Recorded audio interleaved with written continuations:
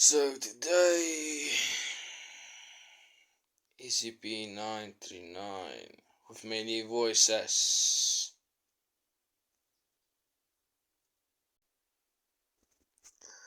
Okay, so let's start. On an ordinary day in 1991, a young man known by the initials JS went on a hike with four of his friends on the wooded outskirts of their small town. Everything seemed perfectly normal until JS began to feel a strange sense of familiarity, like he had been in this spot before. He couldn't shake this weird feeling, but thought nothing more of it. Little did he know that this was a sign of deadly things to come. Several hours after first experiencing that sense of deja vu, JS was found by the side of the road, covered in cuts and scratches, with his friends nowhere to be found. This is the story of SCP-939, an unforgettable monster that you'll never remember.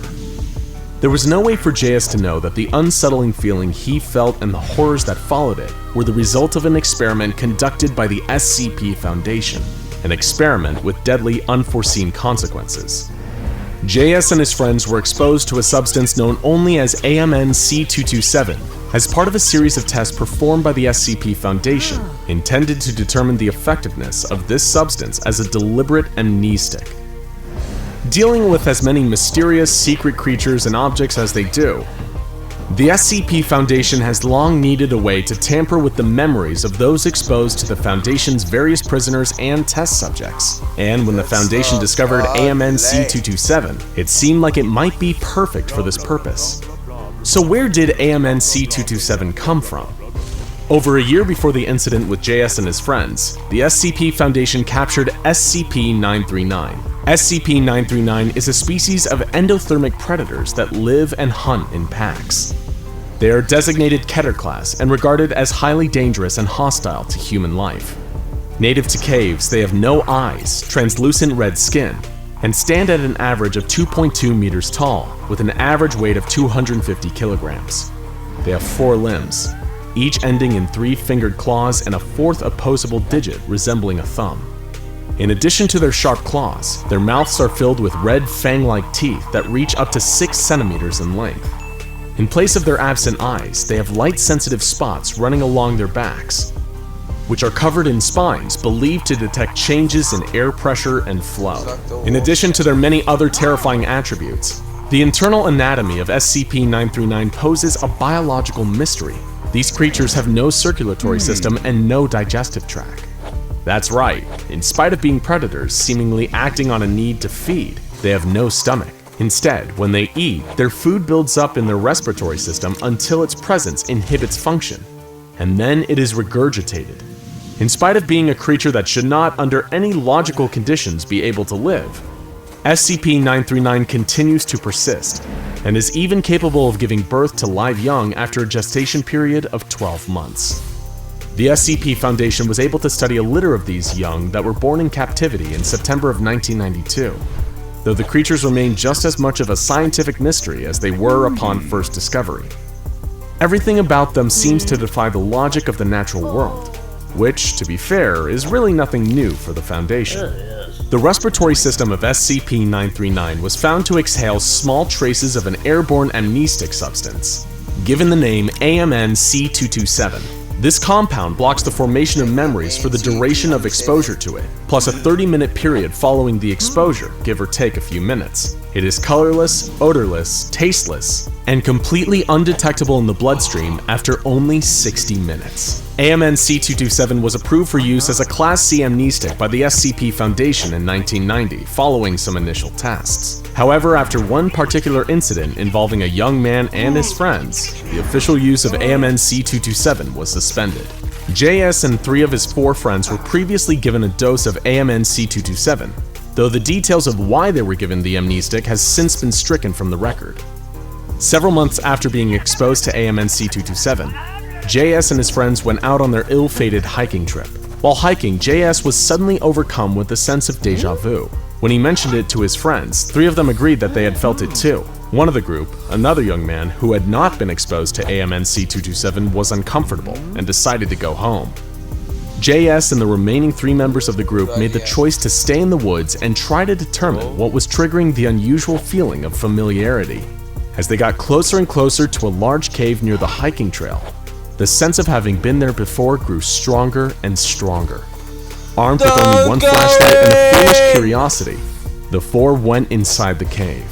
They made their way deeper and deeper and deeper into the darkness, not knowing why they felt this way or what they might find inside. None of the group could explain just what felt so familiar, only that the further they made their way into the cave, the more pronounced the feeling became.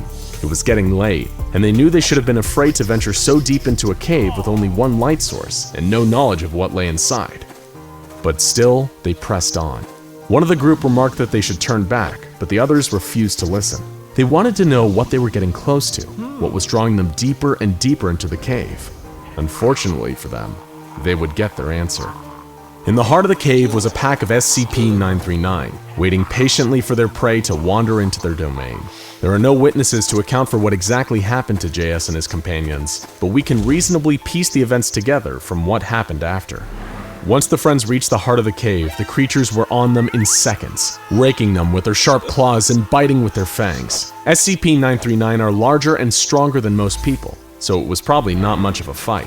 However, while his friends were being devoured, JS was somehow able to scramble out of the cave and make his way into the woods in search of help.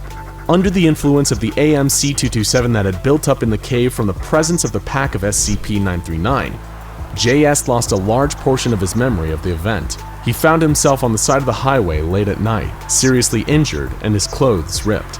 An officer found him there and asked him to stay still and remain calm until an ambulance could arrive. JS was still in a panic and attempted to run away from the officer, begging to be released so that he could get away. He babbled incoherently about the color red, screaming over and over again about the red, though when prompted, he could not explain what the red he was screaming about referred to. His friends were not with him. Just as the officer managed to calm JS, the ambulance arrived. Its flashing red lights sent him into another frenzy, and he attempted to escape custody, claiming that the red lights were going to get him. The official police report described JS as perhaps being under the influence of a powerful hallucinogen, that he was just having a bad trip, but the SCP Foundation knew better. The Foundation conducted an interview with JS about his experience, and determined that SCP-939 was certainly involved. As part of their cover-up effort, they strongly implicated JS in the disappearance and the death of his friends. He was convicted of manslaughter, though the bodies of his friends were never found. It is rumored that the SCP Foundation hired him on a prison work release program, and that he now works as a member of the janitorial staff at one of the Foundation's facilities. This incident led to the suspension of the use of AMN-C227, as it revealed some vital and disturbing information about the compound's side effects. After the exposure to AMN-C227, a person who found themselves exposed to it again would experience a sense of familiarity and felt compelled to investigate the source of this feeling. Essentially, anyone treated with AMN-C227 are not made aware of the existence and danger of SCP-939 would become a perfect victim, primed to be attracted to dens of SCP-939. It is likely that this side effect is not a coincidence, but rather a deliberate hunting tactic designed to attract prey that had somehow managed to escape. With no memory of their attack at the hands of SCP-939, this previous intended prey would find themselves drawn to the same den or even a new one, not knowing that they were walking back into near certain death.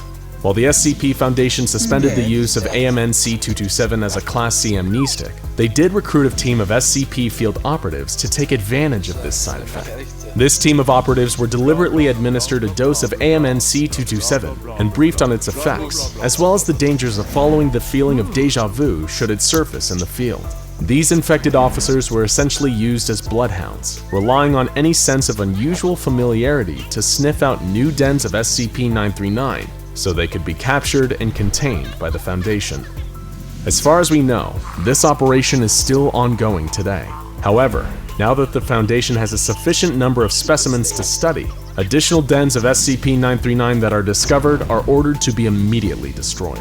As for the SCP-939 still in captivity, they are contained in environmentally regulated and negatively pressured cells with walls of reinforced concrete. The doors to the cells are airtight to prevent the leakage of any AMN-C227, and any personnel that interact with one of the creatures is required to wear level C hazmat gear to avoid exposure and follow decontamination procedures upon exiting the cell. All SCP-939 have subdermal tracking devices implanted to find them in the event of escape. Only one SCP-939 has given birth in the time that the creatures have been in captivity. Strangely, SCP-939 young look indistinguishable from human infants, and change their physical appearance at some yet unknown point as they age. If any more offspring are produced, they will immediately be separated from the parent and studied. All that we know is that they are found in caves in the woods outside of a small town. It could be any town, even yours. So, if you're ever out hiking and struck with a sudden feeling of déjà vu, don't investigate. Don't get curious. Just go home. It might just save your life. I won't go. I'm not gonna listen to you. So that's that. It explains itself actually.